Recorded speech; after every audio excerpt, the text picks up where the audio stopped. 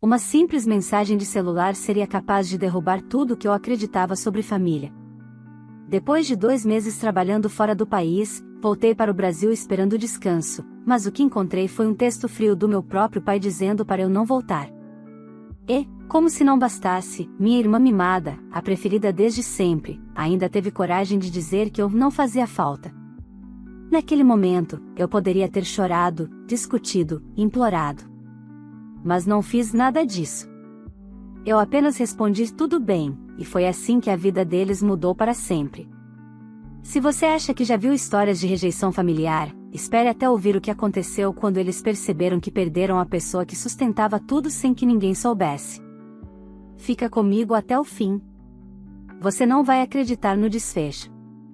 Olá, seja bem-vindo ao canal Histórias Surpreendentes. Curta e se inscreva nesse canal, aproveite e ative as notificações, comente aqui de qual cidade você está assistindo, vou adorar saber e deixar um coração no seu comentário. Vale lembrar que os nossos vídeos não são relatos reais, são histórias voltadas apenas para o entretenimento.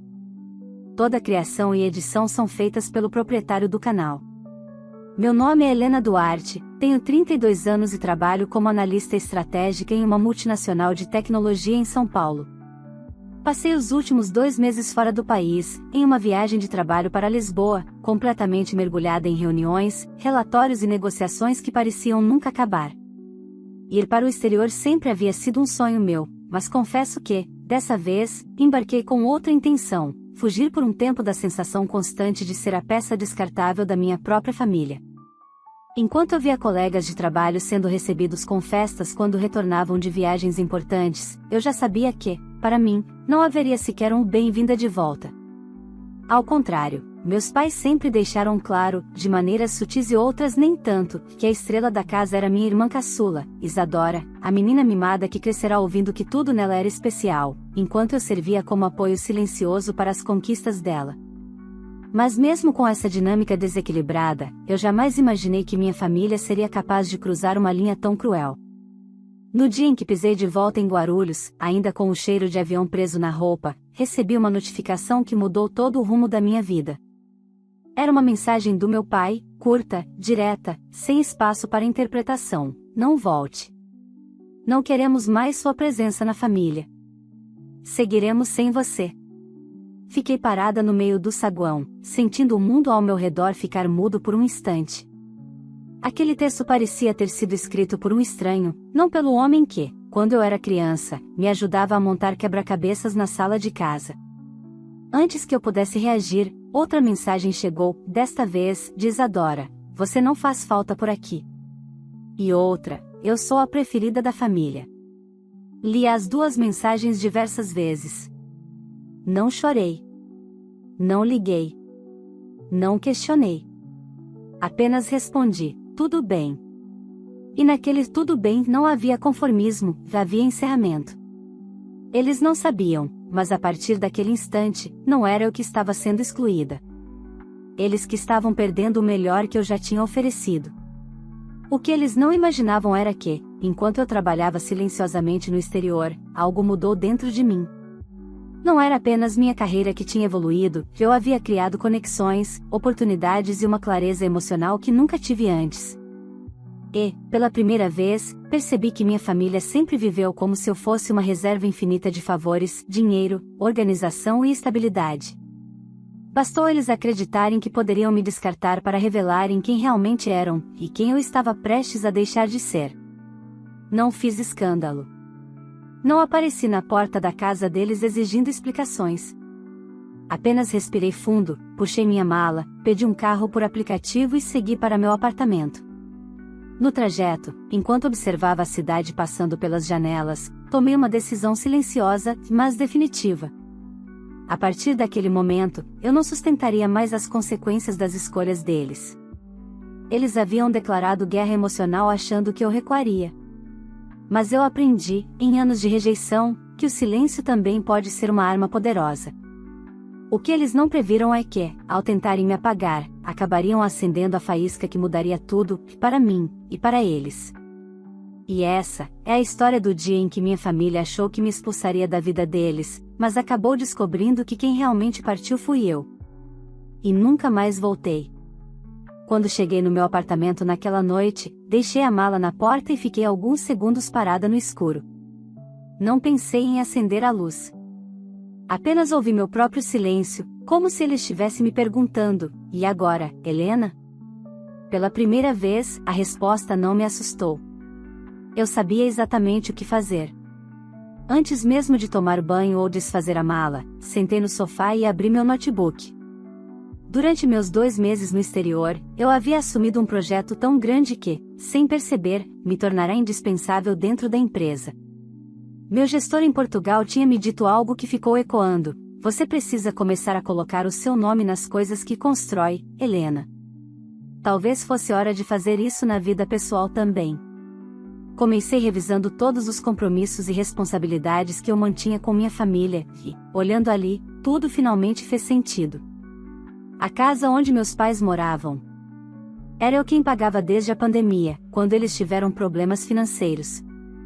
O carro que minha irmã usava para estagiar, embora ela quase nunca fosse, eu que havia financiado. O plano de saúde caro que Isadora dizia precisar porque merecia o melhor? Estava no meu nome. Sem falar nos boletos que eu quitava silenciosamente para evitar brigas deles. A rejeição não tinha vindo de pessoas independentes. Tinha vindo de pessoas acostumadas com o meu suporte. E então, com a mesma tranquilidade com que respondi tudo bem mais cedo, fui encerrando, um por um, tudo aquilo que eu sustentava sem receber nada em troca. Comecei pelo carro da minha irmã. Liguei para a financeira e iniciei o processo de retirada do meu nome como responsável. Eles avisaram que isso obrigaria Isadora a assumir a dívida integral. Sorri de leve. Perfeito. Depois, cancelei o pagamento automático do plano de saúde dela. Em seguida, revisei a conta conjunta com meus pais, aquela que eu mantinha aberta apenas para emergências deles. Encerrei. Transferi o saldo para minha conta principal e pedi o fechamento imediato. Quando finalizei tudo, senti um peso saindo dos meus ombros, como se finalmente estivesse respirando depois de anos com o peito apertado. No dia seguinte, no escritório, tentei agir normalmente. Mas claro, nada fica realmente silencioso quando alguém mexe nas estruturas que os outros tomavam por garantidas. Por volta das 10 horas, meu celular vibrou incessantemente. As notificações apareciam em sequência. Pai, o que você fez com a conta conjunta? O banco disse que você encerrou. Mãe, Helena, sua irmã está desesperada. O carro tá bloqueado para uso. Logo depois veio a mensagem que eu sabia que viria: Isadora, você é ridícula. Eu falei aquilo brincando. Agora olha o caos que você causou. Desbloqueia o carro agora. Eu li tudo com a serenidade de quem finalmente tinha virado a própria página. Não respondi. Não precisava. À hora do almoço, fui chamada na sala da diretora do setor, Patrícia, uma mulher inteligente e observadora. Assim que entrei, ela me olhou com um tipo de preocupação profissional que não pesava, apenas informava. Está tudo bem em casa? Ela perguntou. Pela primeira vez em anos, respondi a verdade: não. Mas pela primeira vez, isso não me destrói. Só me liberta. Ela sorriu. Helena, você voltou diferente. Mais firme. Isso é bom. Temos novos projetos chegando, e você é uma das pessoas que quero liderando equipes. Mas você precisa estar inteira. Eu estou me reconstruindo, respondi. Quando saí da sala, senti que, pela primeira vez, alguém realmente via meu valor, algo que minha família jamais tentou enxergar. À noite, recebi a única ligação que eu não esperava: minha tia Sônia, irmã do meu pai, uma das poucas pessoas da família que sempre me tratou com respeito. Helena, filha, o que houve? Ela perguntou com delicadeza. Seu pai está falando que você enlouqueceu, que cortou tudo por impulso. Respirei fundo. Tia, eles me expulsaram. Literalmente. Mandaram mensagem dizendo para eu não voltar. Ele disse que foi mal interpretado, não fui eu quem escreveu "não volte". Houve um longo silêncio do outro lado. Eu sabia que tinha algo errado, ela disse, a voz triste. Sua mãe está falando pela cidade que você surtou no exterior. E que Isadora está devastada porque você cancelou o carro dela. Eu fechei a janela, olhando a cidade lá embaixo. Tia, cada consequência que eles estão sentindo agora, não fui eu quem causou. Eles causaram quando decidiram que eu era descartável. Você está certa, ela respondeu. Só queria que eles tivessem percebido isso antes. Quando desliguei, percebi algo ainda maior, minha história estava começando a circular. Só que desta vez, eu tinha fatos, e não precisava convencer ninguém. Eles escolheram me cortar. Eu apenas aceitei. Mas a vida, diferente deles, não estava nem começando a desistir de mim. Os dias seguintes foram uma mistura de silêncio calculado e pequenas explosões vindas da minha família. Eu seguia trabalhando normalmente, enquanto meus pais e Isadora tentavam, a qualquer custo, reconstruir a narrativa que perderam o controle. E quanto mais eu ficava quieta, mais desesperados eles pareciam ficar. Na quinta-feira à noite, enquanto eu preparava um chá antes de dormir, o interfone tocou. Eu não esperava ninguém. Quando atendi, a voz do porteiro estava tensa. Dona Helena, sua irmã está aqui, e ela não parece muito calma. Fechei os olhos por um instante, respirei fundo e respondi, não autorizo a entrada. Ela não tem permissão. Certo, senhora. E desliguei. A campainha do meu celular vibrou quase imediatamente. Isadora, você está me humilhando. Todo mundo aqui viu eu sendo barrada. Abre essa porta. Ignorei. Passei a mão na xícara quente, sentindo a água esfriar enquanto meu coração permanecia firme. Alguns anos atrás, eu teria descido. Teria deixado ela entrar, teria evitado briga. Mas não agora. 10 minutos depois, recebi um áudio da minha mãe. A voz nervosa, ofegante, Helena, você não precisava chegar a esse ponto. Sua irmã está arrasada. As pessoas viram ela lá embaixo, isso é humilhante para nós. Por favor, pare com isso. Parei com isso? Eu apenas não estava mais sustentando tudo. Na manhã seguinte, uma mensagem inesperada chegou, era de Eduardo, antigo amigo da família e advogado. Ele me conhecia desde criança. Helena, bom dia. Seu pai me procurou ontem pedindo uma orientação jurídica. Ele disse que você encerrou contas importantes e quer saber se pode reverter algo. Prefiro falar com você antes de aceitar qualquer coisa. Essa notificação fez meu estômago gelar por um segundo, mas logo voltou ao lugar. Eu sabia que meus pais não tinham coragem de uma ação direta, mas o simples fato de buscarem aconselhamento jurídico dizia muito. Eduardo, respondi, obrigada por falar comigo antes. Eu não fiz nada ilegal. Tudo que encerrei estava no meu nome. Não há nada a ser revertido. Ele demorou alguns minutos antes de responder, eu imaginei. Só deixo o alerta, estão desesperados. E quando a pessoa está desesperada, toma decisões burras. Se prepare. Aquela frase ecoou. Não como ameaça, mas como aviso. Ao final da tarde, decidi passar no supermercado perto do trabalho. Caminhei pelos corredores, escolhendo algumas coisas para o fim de semana, cansada mentalmente, mas leve de uma forma estranha, como se eu estivesse finalmente me encontrando. Quando cheguei ao caixa, ouvi meu nome, Helena. Virei lentamente.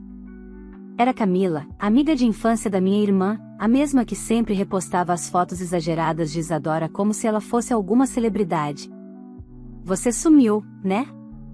Ela disse com um sorriso curioso demais. Sua mãe comentou que você passou por umas crises aí, mas que está melhorando. Crises? Claro. Era a versão deles. Estou perfeita, respondi olhando diretamente nos olhos dela. E você? Ela sorriu sem graça, murmurou algo e saiu apressada. No entanto, meus instintos estavam certos, minha família tinha criado uma narrativa. E essa narrativa estava se espalhando. Quando cheguei em casa, meu apartamento parecia mais silencioso que o normal, como se estivesse aguardando que eu desse o próximo passo. E eu daria, mas não por vingança impensada. Apenas por coerência. Por limites. Sentei no sofá, abri meu notebook e comecei a escrever um documento que eu deveria ter feito anos atrás, meu próprio planejamento de independência familiar.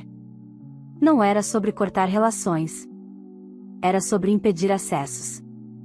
Encerrar dependências.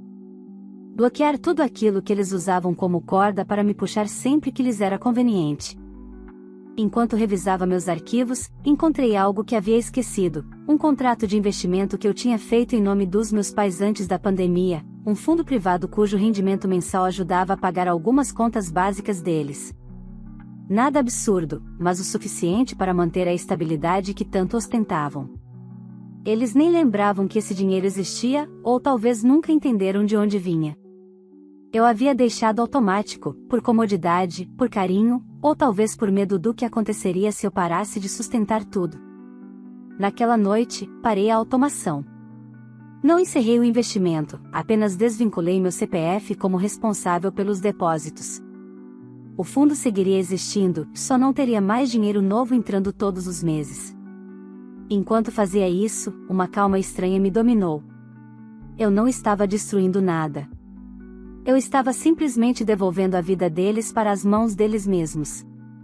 A notificação que chegou de madrugada confirmou que meu movimento começava a surtir efeito. Pai, precisamos conversar. Urgente. Não estou gostando dos caminhos que você está tomando. Caminhos. Como se eu tivesse escolhido algo. A escolha havia sido deles. Olhei a mensagem por alguns segundos e então bloqueei o número. Não porque eu estava com raiva, mas porque eu estava finalmente em paz. A partir daquele momento, eles não tinham mais acesso ao meu financeiro, ao meu tempo, às minhas decisões e muito menos à minha culpa. Mas o preço dessa liberdade ainda estava só começando a ser cobrado. No sábado de manhã, acordei com a sensação de que alguém estava observando minha janela. Era apenas o sol batendo, mas aquela impressão não saiu da minha cabeça. Nos últimos dias, eu tinha bloqueado números, cancelado autorizações e fechado portas que por anos permaneceram escancaradas. Então, claro, meu corpo reagia como se eu estivesse entrando em território desconhecido, e estava. Fiz café, liguei uma playlist tranquila e tentei focar em lavar a roupa acumulada da viagem. Porém, pouco antes do meio-dia, o porteiro me ligou novamente. Dona Helena, seus pais estão aqui. Meu coração não acelerou. Não tremeu. Só, parou por um segundo, como se quisesse confirmar que havia entendido direito. Não autorizo a entrada, respondi com calma. Mas diga que agradeço a preocupação. Ele hesitou, provavelmente imaginando o climão lá embaixo. Tem certeza, Dona Helena? Eles estão insistindo. Sim. Tenho. Obrigada. Desliguei. Logo depois, meu celular começou a vibrar no modo silencioso, uma mensagem atrás da outra. Mãe, Helena, precisamos conversar pessoalmente. Não está certo o que você está fazendo. Pai, saia daí e desça. É conversa de família. Não vamos ficar aqui passando vergonha. Passando vergonha. Claramente, o desconforto deles era maior do que qualquer preocupação comigo. Eles não estavam arrependidos, apenas irritados com a perda de controle. No entanto, o que me atingiu não foi raiva. Foi clareza. Eu finalmente enxergava meus pais como adultos imperfeitos, não como autoridades absolutas. Sentei no sofá e ignorei o celular. Se eu quebrasse meu silêncio agora, estaria reforçando exatamente aquela dinâmica que sempre me sufocou, a de correr ao menor sinal de fraqueza deles. Não mais. À tarde, saí para almoçar sozinha. Escolhi um restaurante pequeno, com mesas de madeira e cheiro de comida caseira. Enquanto esperava minha refeição, ouvi uma voz atrás de mim: Helena? Você por aqui? Era Renata, vizinha antiga da rua onde cresci. Ela segurava sacolas de compras e sorria com aquele ar de quem queria muito saber de algo. Sua mãe comentou que você voltou da Europa meio abalada, ela disse baixinho. Fiquei preocupada. A narrativa estava se espalhando, como um pano de fundo cuidadosamente costurado pela minha mãe e pela minha irmã. Eu respirei fundo antes de responder. Eu estou ótima, Renata. Melhor do que estive em anos. Ela me observou por alguns segundos, como se comparasse minha expressão com o que tinha ouvido. E naquele instante, percebi algo: a verdade sempre chega, mesmo quando outros tentam esconder. Depois do almoço, caminhei até um parque próximo. O vento batia leve, e famílias conversavam em volta das árvores. Sentei num banco e finalmente permiti que meus pensamentos fluíssem sem pressa. E foi ali que uma memória antiga voltou, e não qualquer memória, mas um momento que sintetizava perfeitamente a dinâmica da minha família. Eu tinha 17 anos e queria muito prestar vestibular para arquitetura. Minha mãe disse que era curso caro demais para alguém que talvez nem passe. Já Isadora, 3 anos mais nova, ganhou um curso de fotografia de presente no mesmo mês, só porque ela precisava se expressar artisticamente. Eu engoli o choro, estudei sozinha e entrei numa universidade pública. Eles nunca foram a nenhuma apresentação minha. Mas compareceram em peso na exposição de fotografias da Isadora, onde ela colocou até as fotos tremidas dizendo que era a proposta conceitual. As pessoas riram, acharam fofo. Eu apenas observei. Naquele banco do parque, percebi que essa sempre fora a história da minha vida. Eu construía, Isadora exibia. Eu resolvia, meus pais aplaudiam ela. Eu sustentava, eles exaltavam ela. E finalmente, eu tinha parado de sustentar. No fim da tarde, decidi caminhar de volta até meu prédio. Mas, ao virar a esquina da rua onde moro, vi um carro conhecido estacionado ali, o sedã prata do meu pai. Eles estavam encostados na porta, como se esperassem que eu surgisse de algum lugar. E quando me viram, levantaram a mão de imediato, não para acenar, mas para ordenar. Helena. Meu pai chamou. Precisamos falar com você. Eu parei a poucos metros de distância. Não me aproximei. Pai, eu já ouvi vocês. Vocês mandaram eu não voltar. Eu apenas obedeci. Minha mãe deu um passo à frente, aflita. Falei aquilo no momento ruim. Você sabe como família briga. Vocês não brigaram, respondi. Vocês me expulsaram. Tem diferença. Meu pai se irritou. Você está levando isso longe demais, Helena. Está prejudicando todos nós. O carro da sua irmã, a conta do banco, o investimento, nada disso era obrigação minha, interrompi. Eu apenas devolvi para vocês a responsabilidade que sempre deveria ter sido de vocês. Houve silêncio. Pesado. Inconfortável. Isadora não estava ali, talvez porque não queria encarar a própria criação. Minha mãe tentou outra abordagem. Você cresceu. Conseguiu um bom emprego. Estamos orgulhosos, mas isso não significa que pode virar as costas para a família. Eu sorri, não de alegria, mas de uma lucidez fria. Vocês viraram primeiro. Meu pai passou a mão no rosto, exausto, como quem tenta conter a frustração. Helena, você precisa parar com isso. As pessoas estão comentando. Estão fazendo perguntas. Estamos ficando mal falados. E aí eu entendi, o problema nunca foi eu. O problema era a imagem deles. Talvez seja a hora de vocês viverem com as próprias escolhas, respondi.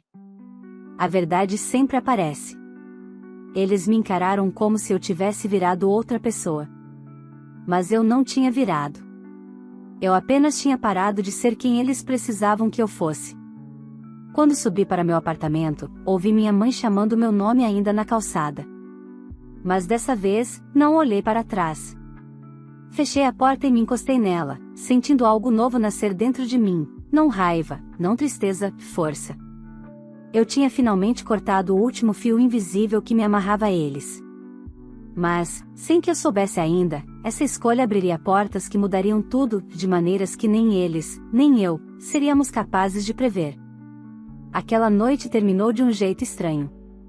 Não houve gritos, não houve drama excessivo, mas também não houve paz. Eu sentia como se algo estivesse se movendo subterraneamente, um tremor discreto, mas constante. Aquele tipo de sensação que avisa que uma ruptura maior está prestes a acontecer. Logo na manhã seguinte, percebi o que era. Meu telefone começou a receber mensagens que não vinham nem da minha família, nem de conhecidos próximos. Eram números que eu não reconhecia, nomes que não viam desde a época da escola, vizinhos de rua antiga, colegas de cursinho. Todos com variações da mesma pergunta: você está bem? Sua mãe disse que você surtou e que está fazendo decisões irresponsáveis. Sua irmã está postando coisas esquisitas, dizendo que você virou as costas para a família. Helena, o que está acontecendo?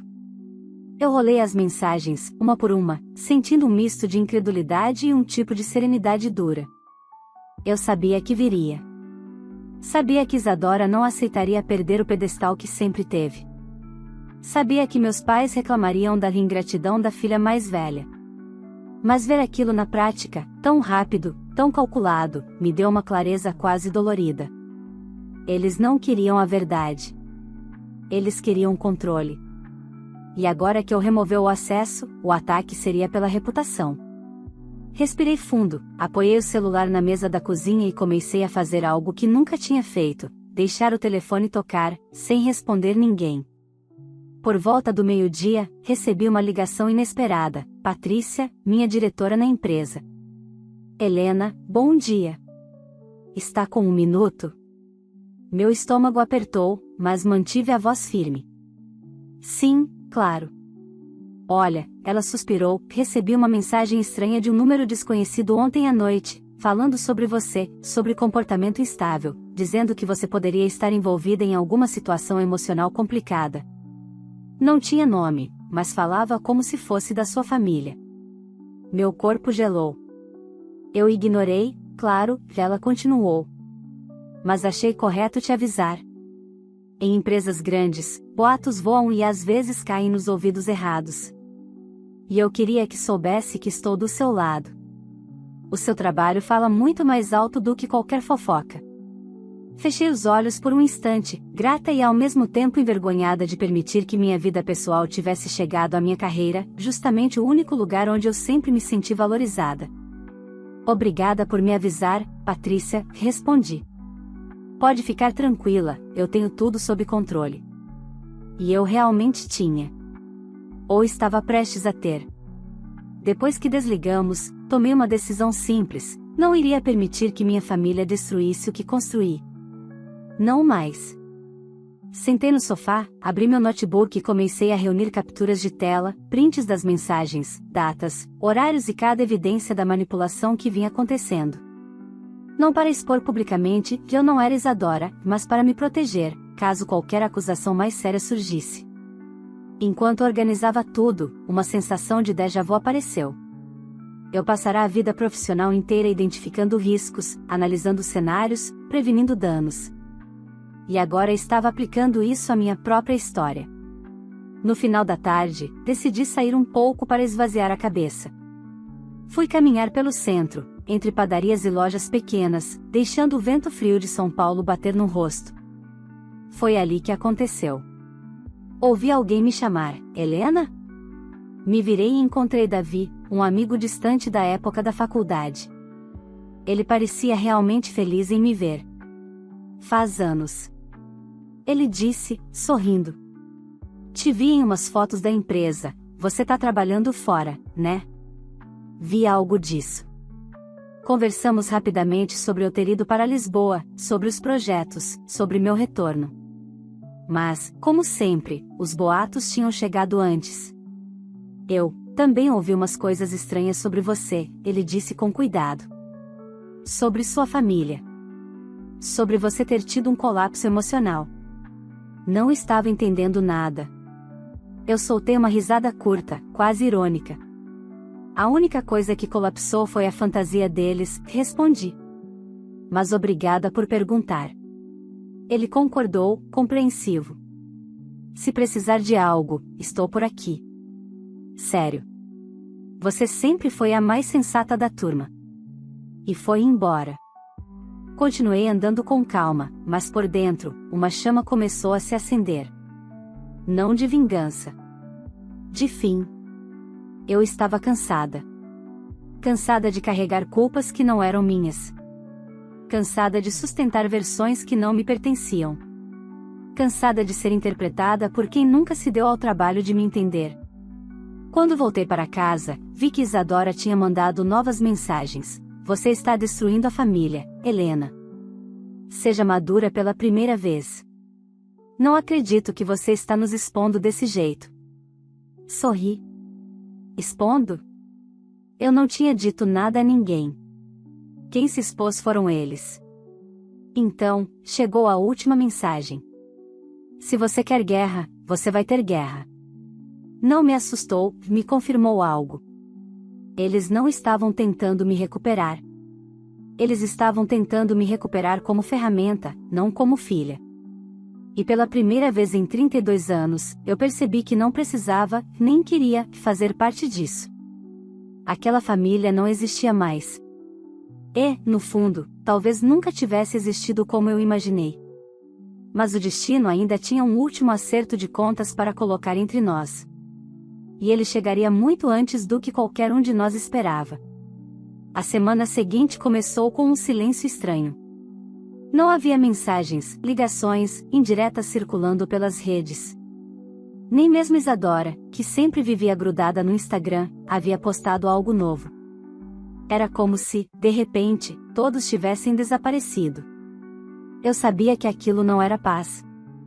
Era o tipo de calmaria que antecede tempestades que já estão formadas, apenas esperando o momento certo para cair. Na quarta-feira de manhã, enquanto preparava um café antes de entrar em reunião, recebi uma chamada inesperada de vídeo da minha tia Sônia. Atendi achando que fosse algo simples, mas o rosto dela entregava que não era. Helena, ela começou, com a voz baixa, eu achei que você deveria saber antes de vir de outro lugar. Meu peito se apertou, mas permaneci firme. Saber o quê, tia? Ela respirou fundo, como se escolhesse as palavras. A situação financeira da sua família está muito pior do que eles deixaram transparecer. Aquilo não deveria me surpreender, mas ainda assim, doeu um pouco. Como assim pior? Perguntei. Seu pai, ele perdeu o emprego temporário que tinha arrumado.